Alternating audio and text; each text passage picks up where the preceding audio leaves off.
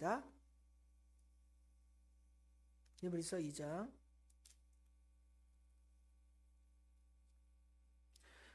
5절부터 8절까지 말씀입니다.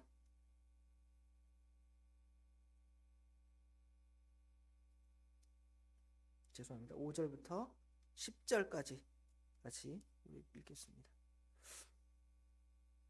히브리서 2장 5절부터 10절입니다. 제가 한 절, 우리 성도 여러분이 한 절 교독하겠습니다. 하나님이 우리가 말하는 바 장차 올 세상을 천사들에게 복종하게 하심이 아니라 그러나 누구의인가 어디에서 증언하여 이르되 사람이 무엇이기에 주께서 그를 생각하시며 인자가 무엇이기에 주께서 그를 돌보시나이까. 그를 잠시 동안 천사보다 못하게 하시며 영광과 존귀로 관을 씌우시며 만물을 그 발 아래 복종하게 하셨으니 만물로 그에게 복종하게 하셨은즉 복종하지 않는 것이 하나도 없어야 하겠으나 지금 우리가 만물이 그에게 복종하고 있는 것을 보지 못하고 오직 우리가 천사들보다 잠시 동안 못하게 하심을 입은 자 곧 죽음의 고난을 받으심으로 말미암아 영광과 존귀로 간쓰신 예수를 보니 이를 행하심은 하나님의 은혜로 말미암아 모든 사람을 위하여 죽음을 맛보려 하심이라. 그러므로 만물이 그를 위하여 또한 그로 말미암으니가 많은 영광에 들어가게 하시는 일에 그들의 구원의 창시자로 고난에 통하여 온전하게 하심이 합당하도다. 아멘. 자, 오늘 5절부터 10절까지 말씀을 통해서 영광과 존귀의 참 주인은 하나님이십니다. 영광과 참 존귀의 주인은 우리 예수님이십니다. 라는 제목으로 하나님의 말씀을 상고하겠습니다. 우리가 어떤 사물이나 어떤 사람을 이해할 때는 단순하게 한 방면으로 이해할 수가 없습니다. 다방면으로 입체하는 것이 중요하다는 것이죠.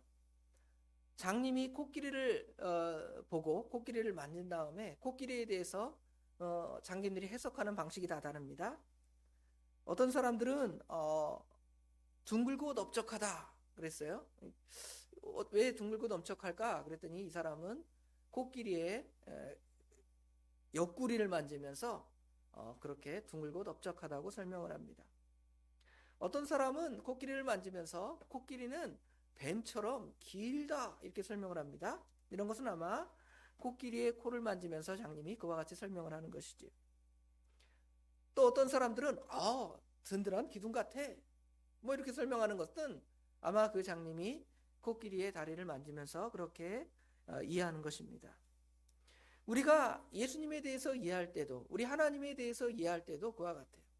전부 다 입체적으로 이해하지 못하고 한 방면 성경 말씀 한 구절을 통해서 하나님은 이렇다, 우리 예수님은 이렇다, 또는 말씀 하나를 듣고 우리 예수님은 이런 분이시야 정도로 우리가 예수님을 이해하는 예수님에 대한 이해의 한계점이 있습니다. 사실은 예수님을 인간의 능력으로는 다 이해할 수가 없습니다. 왜냐하면 예수님은 하나님이시기 때문에 그렇습니다. 피조물인 사람이 하나님을 이해한다? 불가능합니다. 동물이 사람을 이해한다? 이해할 수가 없죠. 그런데 육체를 가진 인간이 그것들을 이해하는 것이 불가능한 것처럼 하나님에 대한 이해가 불가능한 것처럼 우리 예수님에 대한 이해도 그러합니다. 그래서 히브리서 기자는 예수님에 대해서 여러 방면으로 예수님을 설명하고 가르치고 있죠. 예수님을 특별히 여러 어떤 존재들과 비교하면서 예수님은 그런 존재보다 훨씬 뛰어나다 설명을 하죠. 먼저는 옛적 선지자들, 구약에 여러 선지자들이 있습니다. 모세도 있고요, 이사야도 있고, 예레미야도 있고, 사무엘 선지자도 있고, 엘리야 선지자도 있고, 얼마나 위대하고 하나님의 뜻을 알고 하나님의 뜻을 전한 하나님의 귀한 종들입니까? 그런데 그런 종들보다 우리 예수님은 더 뛰어나신 분이시다, 이렇게 설명을 하죠. 영적인 존재인 천사보다도 더 뛰어나다는 것입니다. 천사들은 영적인 존재지만 하나님을 섬기는 존재이고요. 또 심지어 우리 사람들, 믿음의 사람들을 섬기는 존재에 불과하다고 그렇게 설명을 합니다.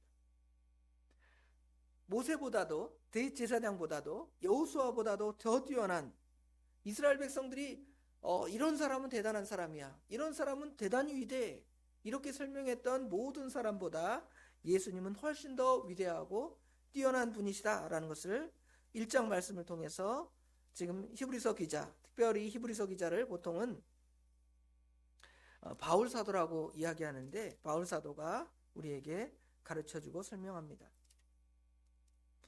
우리는 예수님에 대한 이해가 어떻습니까? 예수님에 대한 이해가 너무도 간단할 수 있습니다. 그분은 우리를 위해 우리 죄값을 담당하신 분이십니다 정도로 우리 예수님을 이해할 때가 있습니다. 그러나 우리 주님은 그보다 훨씬 더 뛰어나신 분으로 하나님으로서 존재하셨습니다. 빌립보서 2장에 보면 그는 근본 하나님과 동일한 본체, 동일한 본질이신 예수님이시다라고 우리에게 가르쳐줍니다. 그래서 가히 어떤 존재도 우리가 예수님과 비교하거나 따질 수 없는 것이 우리 예수님이십니다. 그런데 왜 예수님을 자꾸 그렇게 설명할까요?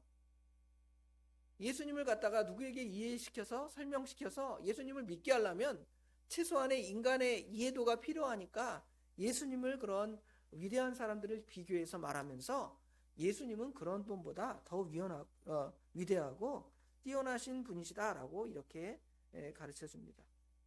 그래서 히브리서 1장의 결론은 그는 3절에 보니까 이는 하나님의 영광의 광채시요 그 본체의 형상이시라.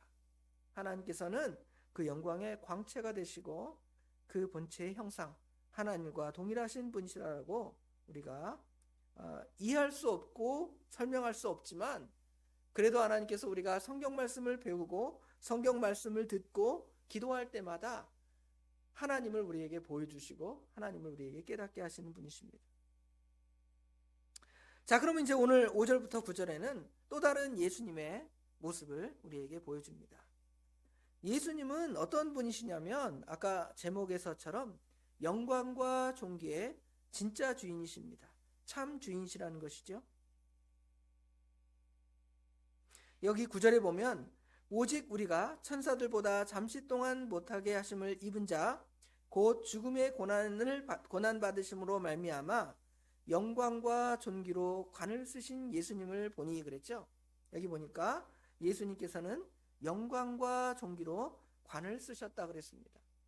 이거는 어떤 그 존귀함이 없는 자가 그 관을 쓰는 것이 아니라 원래 그 존귀와 영광이 우리 주님께 있지만 우리 주님께서 하찮은 이 땅에 오셔서 우리 사람이 되셨고 사람의 모양을 입으셨기 때문에 사람들은 그 예수님이 영광의 존재인지를 알지 못하는 거예요. 그래서 요한복음 1장 14절에 보면 예수님께서 이 땅에 오셨음을 우리에게 설명을 해주는데요. 말씀이 육신이 되어 우리 가운데 거하심에 우리가 그 영광을 보니 아버지의 독생자의 영광이요 은혜와 진리가 충만하다고 설명을 하잖아요.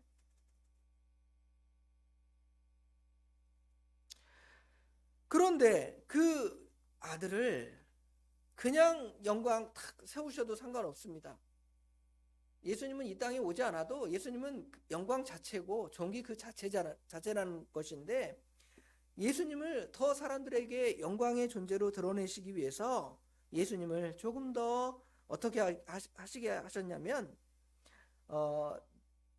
7절에 보니까 그를 잠시 동안 천사보다 못하게 하시며, 그랬죠?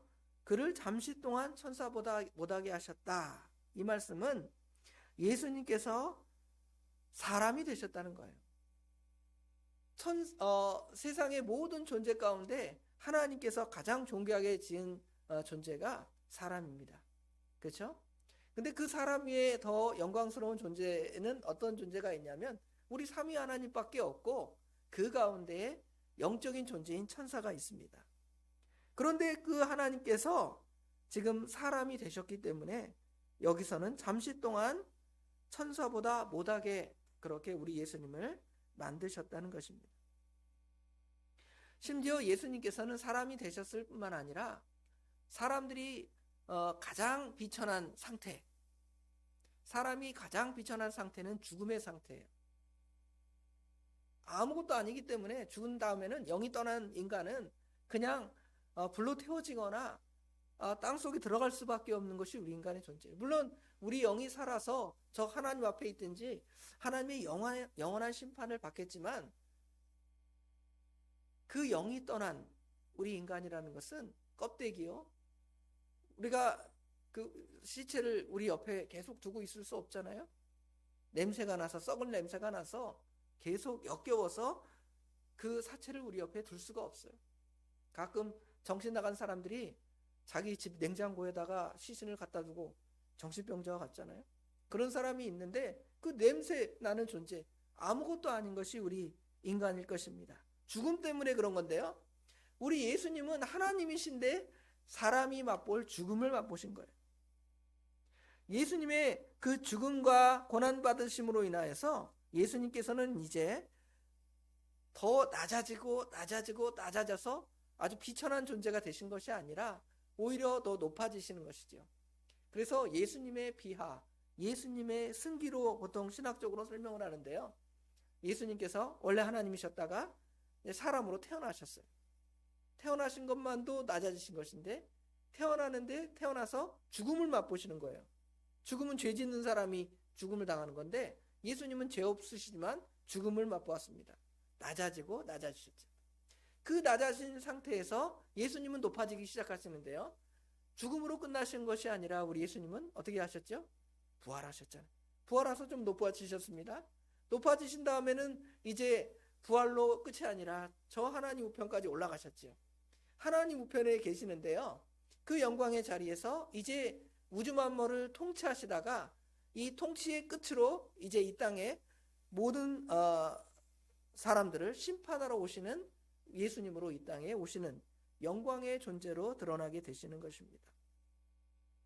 자, 그럼 이제 예수님에 대한 설명으로 예수님은 영광과 존귀를 참으로 가지시는 참 주인이시다라고 설명을 했는데 이 시간에는 우리 예수님의 영광과 존귀에 대해서 한번 생각을 해봅시다. 예수님을 설명하는 두 단어, 영광과 존귀입니다. 영광이라는 것은 본래 사람이 갖는 게 아니에요. 우리 사람도 영광스럽다 그러잖아요. 나를 이 영광스러운 자리에 서게 해주셔서 감사합니다. 무슨 상을 받을 때라든지 연말 연시 연예인들 상 받잖아요. 연예대상, 연기대상, 가수들 노래왕 그런 거 받잖아요. 그렇죠? 그런 것들이 영광스럽다고 보통 말하지만 원래 그 영광이라는 것은 사람에게 속한 것이 아닙니다. 오직 영광은 하나님께만 속한 거예요. 그 영광이라는 단어는 하나님께만 붙여야 한다는 것이죠. 우리가 찬송가 1장부터 7장, 8장까지를 보통 송영이라 그래요. 송영. 그래서 처음에 예배를 드릴 때 우리가 보통 송영송을 할 때가 있죠. 하나님께만 영광 돌립니다. 이런 찬양이잖아요. 그런데 그 송영송에 보면 공통의 내용이 뭐냐면 성부 하나님, 성자 예수님, 성령 하나님께 영광을 돌립니다. 이런 표현을 쓰잖아요. 그러니까 그 영광은 하나님과 예수님과 성령님에게 있다고 우리가 찬송하고 그렇게 예배를 시작을 합니다. 예전에는 초대교회 당시에는 삼위일체 교리가 명확하게 정립이 안 됐었어요. 그래서 예수님에 대해서 또는 성령님에 대해서 하나님은 최고의 높은 분이시고 예수님은 그래도 존귀하신 분이시지만 하나님보다 열등하다. 또 성령님은 그보다 더 열등하다. 이렇게 생각을 했습니다. 그러니까 오직 영광을 받고 영광을 돌릴 존재는 아버지 하나님밖에 없다고 그렇게 초대교회는 생각을 했습니다. 왜냐하면 삼위일체 교리가 정확하게 이해되지 않았기 때문에 그렇죠. 그러나 시간이 지나면서 성경 말씀이 정립이 되고 이 하나님 말씀을 자세히 들여다보니까 아버지 하나님과 아들 예수님과 성령님이 하나이시고 같은 영광을 받으실 분이라는 것을 알게 된 거예요. 그래서 한 4세기쯤에 신학적으로 이것이 잘 정리되니까 그 다음부터 하나님을 찬양할 때에는 아버지 하나님만 찬양하는 것이 아니라 성부와 성자와 성령 하나님을 찬송하고, 오늘날 모든 신약의 성도들은 삼위일체 하나님께 그렇게 영광을 돌리는 것이지요. 이 영광은 하나님의 거룩한 존재 안에 나타나는데, 사실은 인간의 생각으로는 그 하나님의 거룩이나 하나님의 영광을 도저히 이해할 수 없습니다. 어떻게 이해하겠습니까? 하나님은 영광이십니다. 하나님은 거룩하십니다. 말은 그렇게 표현하지만 도저히 상상할 수 없습니다. 다만 우리가 상상할 수 있는 것은 하나님을 이해시키기 위해서 하나님께서 사람이 되신 거예요. 그분이 바로 예수님이시고, 예수님을 통하여 우리가 성령님께서 우리를 정결케 하심을 통하여 우리가 하나님을 이해하고 성령님을 이해하고 거룩을 이해하고 아까 말한 대로 영광을 이해하는 것이죠. 모세가 시내산에 올라가서 40일 동안 금식 기도를 하죠. 하나님의 그 영광의 계명을 받기 위해서 그렇습니다.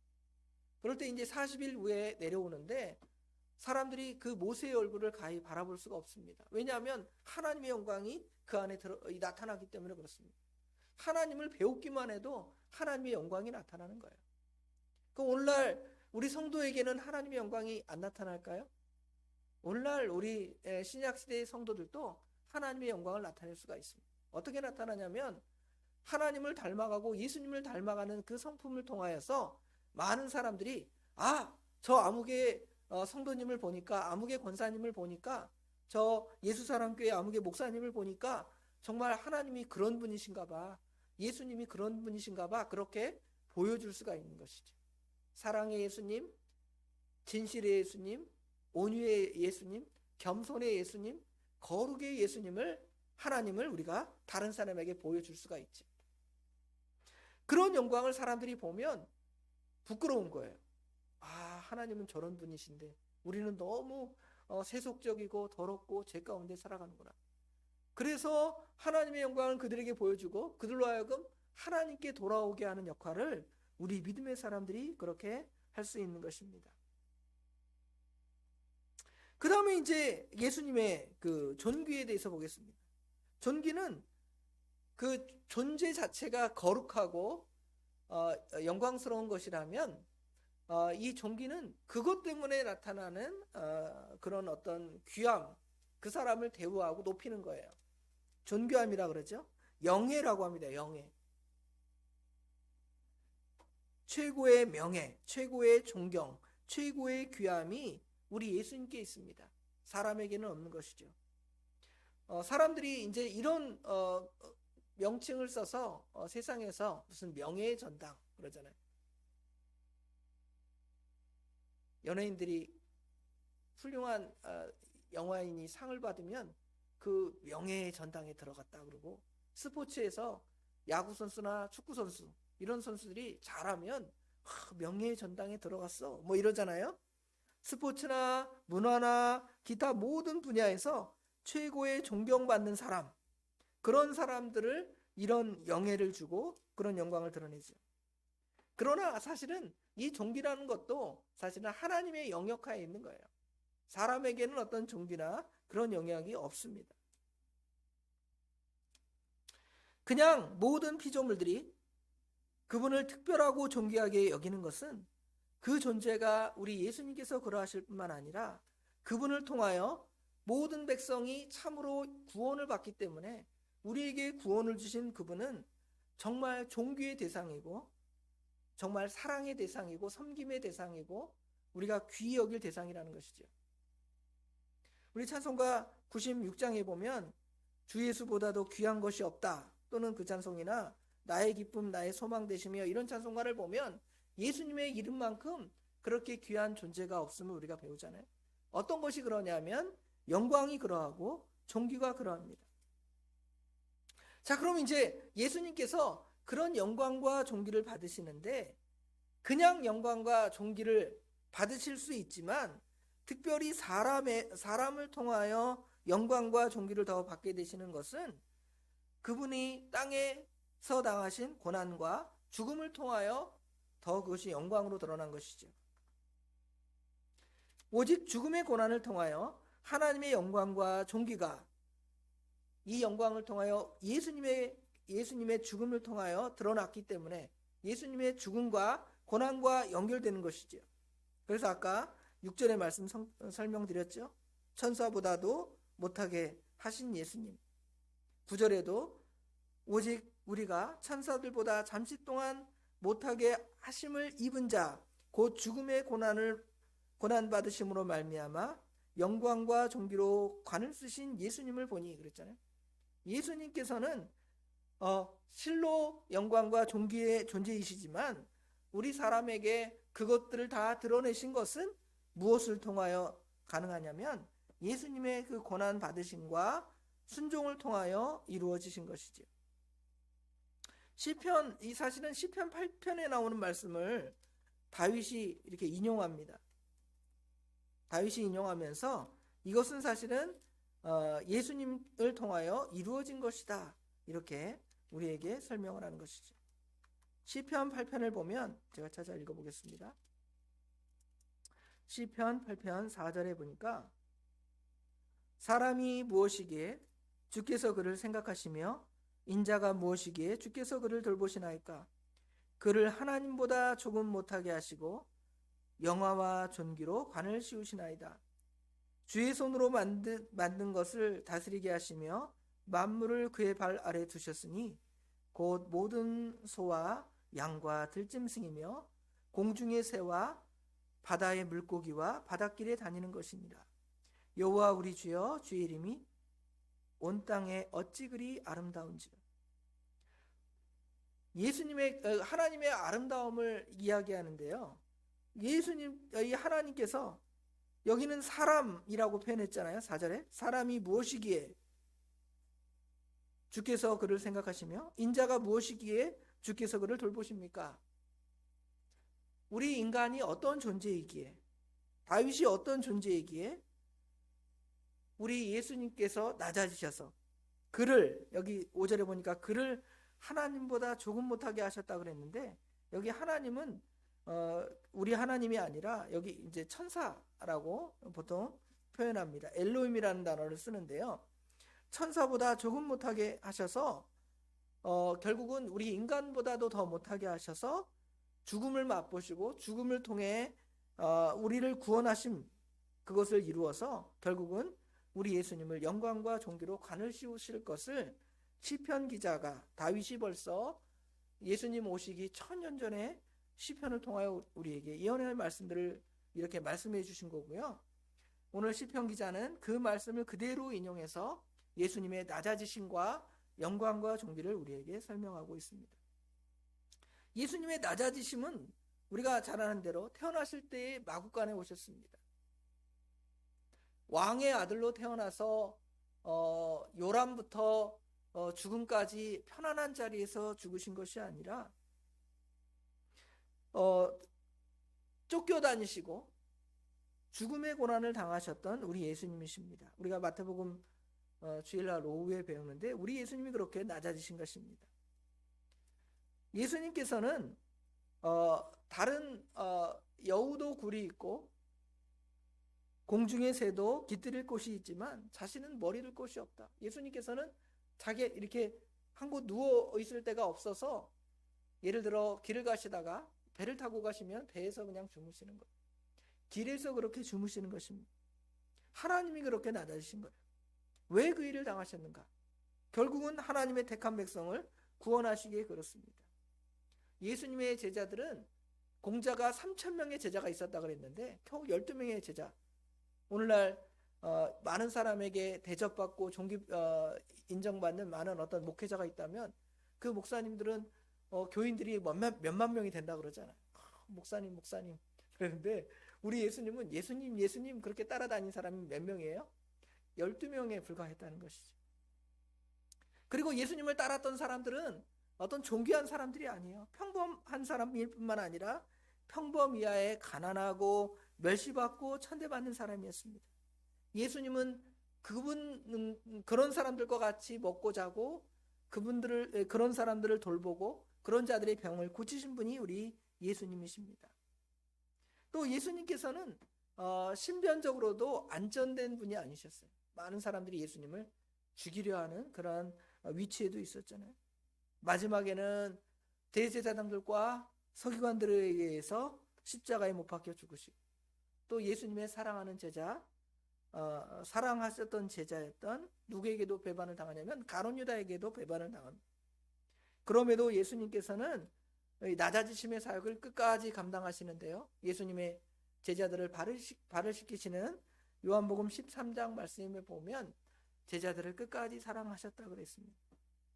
결국 예수님께서는 십자가에서 죽으셨고, 그분의 부활이 없다면 그분의 인생은 짧고 허물한 인생이었을지 모르겠지만 거기에서 끝나는 것이 아니라 고난의 잔을 다 마시고 인류의 행복을 다 주시기 위해서 결국은 그 가운데서 죽으시고 부활하신 분이 바로 우리 예수님이시고, 그것을 통하여 영광과 존귀로 관을 확실하게 쓰시고 드러나신 것이죠. 자, 그럼 이제 이것이 예수님께서 존귀와 영광을 받으신 것이 성도 여러분과 무슨 관계가 있습니까? 여러분도 마찬가지입니다. 우리가 예수님을 잘 섬기고 믿어보려고 하면 고난과 환난과 핍박이 우리 가운데 있습니다. 그래서 그것이 힘들어서 예수님 믿는 것을 포기하는 사람도 있습니다. 예수 믿으면 죽인다. 그러면 내 목숨이 아까워서 나 예수님 안 믿겠습니다. 나 예수 몰라요. 그렇게 포기하는 사람도 생겨날 수 있습니다. 또 예수님 믿는 사람들 가운데서도 이렇게 어렵게 예수님을 믿는 사람이 아니라 편안하게, 그렇죠? 모든 것 다 그냥 믿지 않는 사람과 똑같이 그렇게 편안하게 예수 믿는 사람도 있습니다. 그런데 성경에서 예수님을 따르는 길은 어떻습니까? 아무든지 나를 따라오려거든, 마태복음 16장에 보면 자기를 부인하고 자기 십자가를 지고 나를 따르라고 말씀하시잖아요. 많은 사람이 예수님의 제자 되는 걸 인정해 주지도 않아요. 사랑해 주지도 않습니다. 대접해 주지도 않습니다. 오히려 핍박하고 욕하고 뒷말하고 대적하는 일이 예수님을 섬기는 것입니다. 그럼에도 로마서 8장 18절에 보면 생각한데 그러잖아요.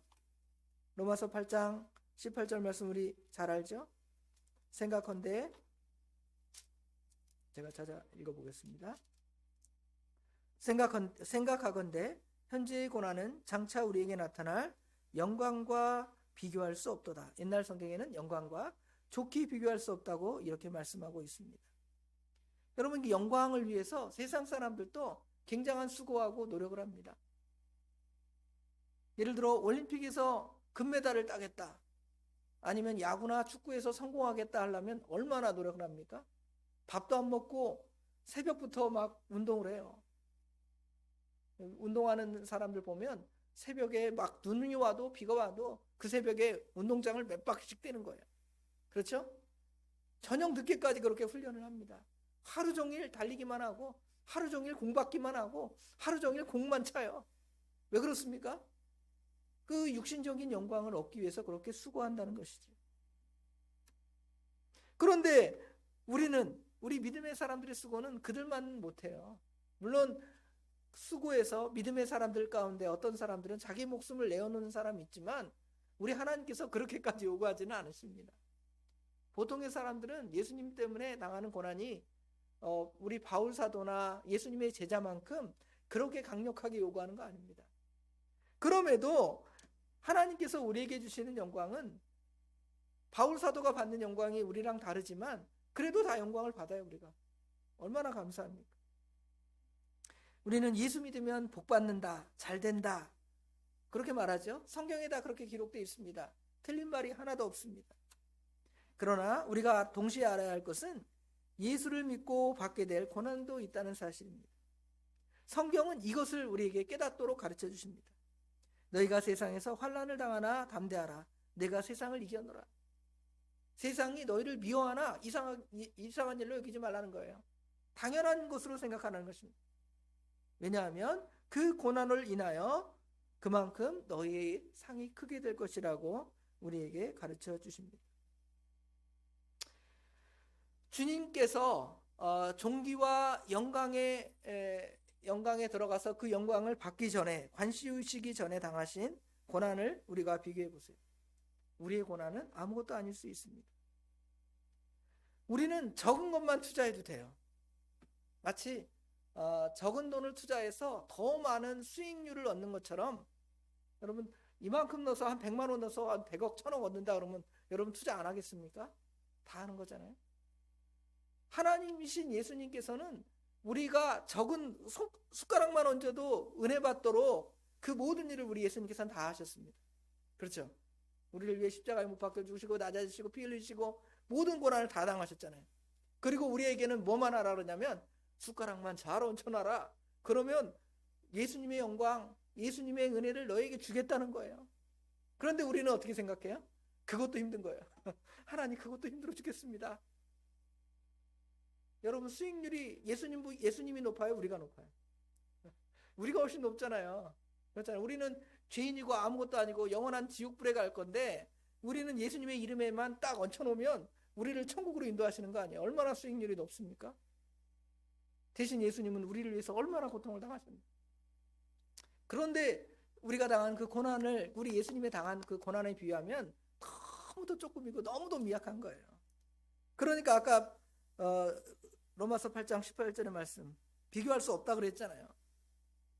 우리 예수님의 고난과 예수님의 영광은 어떻게 보면 비교할 수가 있어요. 너무 극한 고난을 당하셨기 때문에 그 극한 고난은 그 극한 영광과 딱 비교가 되잖아요. 그렇죠? 예수님이 고난 당하신 만큼 또 예수님이 영광을 얻으신 것은 확 눈에 드러나지만 우리는 어때요? 우리는 조금 고난 당하는 거예요. 그런데 영광은 어떻습니까? 우리 예수님이 얻으시는 그 영광과 똑같은 영광을 얻는 거예요. 하나님 나라에 가서 이 모든 자들을 통치하고 지배하는 권리를 우리 예수님으로부터 우리가 부여받아서 10고울의 권세, 5고울의 권세, 2고울의 권세 다 받아 누리는 거예요. 그게 영광입니다. 그런 영광을 우리가 생각하면 어디에다 투자하시겠습니까? 삼성전자에 투자하시겠어요? 아니면 부동산 어디에 오면 굉장한 수익을 얻겠다. 예수님에게 투자하면 그보다 더 큰 걸 얻는 거예요. 이거는 육신적인 어떤 물질적인 그것보다 영적인 거, 더 큰 것을 우리가 받아 누릴 수가 있는 것입니다. 우리가 이것을 생각하면 정말 우리 예수님께서 우리를 위해 당하신 그 고난을 생각하면 우리가 넉넉히 거기에 투자할 수 있잖아요. 이것이 우리가 하나님께 하나님이 받으실 그 영광을 우리가 예수님이 받으실 영광을 우리가 생각하면서 우리가 당하는 고난, 잠시 당하는 고난, 오늘 추위에도 이 주님의 전에 나온 우리 성도님들 고난스럽잖아요. 차라리 이럴 때는 차라리 수요 예배 안 하고 집에서 따뜻하게 누워 있었으면 얼마나 좋을까 그랬는데 교회 나오려고 그냥 일찍이 나와서 추운데 와서 또 청소도 하시고 얼마나 또 정성을 들이십니까? 그렇죠? 이것은 하나님 나라에 투자를 하는 거예요. 하나님 나라에 투자해서 얻는 그 수익률이 높아지시길 저와 우리 모든 성도들이 그런 영광을 받아 누리시기를 주님의 이름으로 축원합니다. 기도하겠습니다. 아버지 하나님, 영광의 하나님이시고 존귀의 하나님이신 예수님께서 아버지 하나님 우리를 위하여 그렇게 낮아지신 것은 우리를 구속하시고 우리를 영원한 행복과 은혜 가운데로 인도하시기 위해서 그 고난을 당하셨는데, 아버지 하나님 저희들도 그 은혜와 그 고난에 아버지 하나님 동참하는 것이 예수님이 당하신 그것에 비하면 정말 세 발의 피와 같은 아주 작은 것이지만 아버지 하나님 우리 예수님께서 얻으셨던 그 영광을 하나님의 백성들에게, 예수 믿는 우리들에게 주신다고 말씀하십니다. 그런데 그 조족지혈과 같은 작은 것도 우리는 힘들다고 버겁다고 징징대면서 믿음의 일을 감당하지 못할 때가 너무도 많은 저희들에게 오늘 말씀을 통하여 예수님이 당하신 그 고난을 너희가 생각하면 너희 조금만 투자해도, 조금만 예수님을 섬겨도, 조금만 믿음을 써도 너희에게 주실 상급이 크다고, 상급이 많다고 우리에게 말씀하셨사오니 그 말씀을 따라서 우리의 이 세상에 잠시 받는 그 고난들을 넉넉히 이기며 승리해 나갈 수 있도록 우리 하나님 친히 도와주시옵소서. 날씨가 더 극한으로 치닫고 있습니다. 그러나 언젠가 다시금 이렇게 따뜻한 날을 우리에게 주실 줄 믿으며 저희들 승리하기를 원합니다. 우리 하나님 도와주시고 잘 버티게 하여 주시옵소서. 특별히 우리 권사님들 연로하셔서 길에 다니는 것이나 또 건강 이런 모든 부분에 있어서 어렵사오나 아버지 하나님, 주님께서 그 건강을 지켜주셔서 건강한 몸으로 주님을 잘 섬길 수 있도록 또한 우리 하나님 친히 인도하여 주시옵소서. 모든 것 주님께 맡깁니다. 우리 주님께서 함께 하실 줄 믿사옵고 예수님의 이름으로 간절히 기도드리옵나이다. 아멘.